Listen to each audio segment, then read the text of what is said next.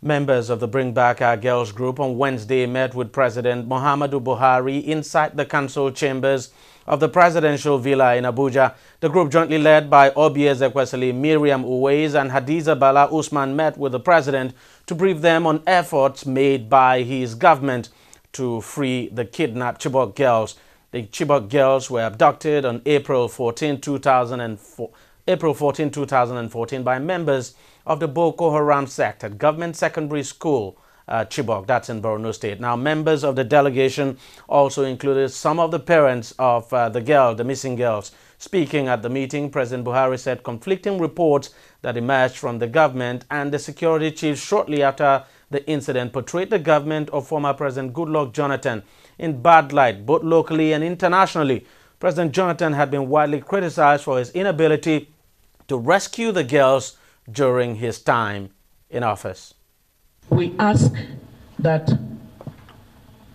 the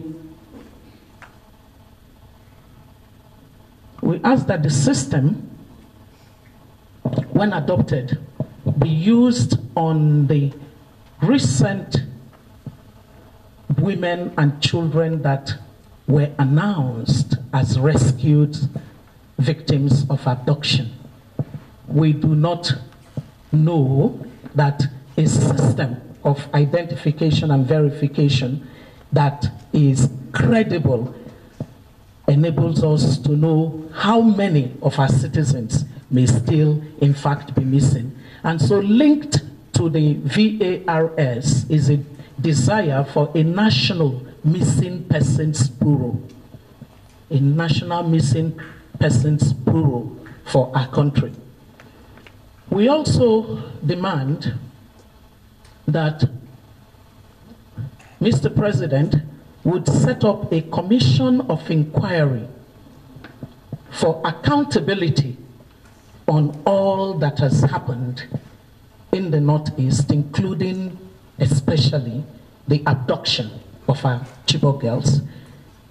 Within that request, Mr. President, we demand that the federal government would release and disclose the report of the Presidential Fact-Finding Committee on our Chibok girls in order to resolve the mysteries and the many discordant tones that led to the long period of failure to rescue our Chibok girls.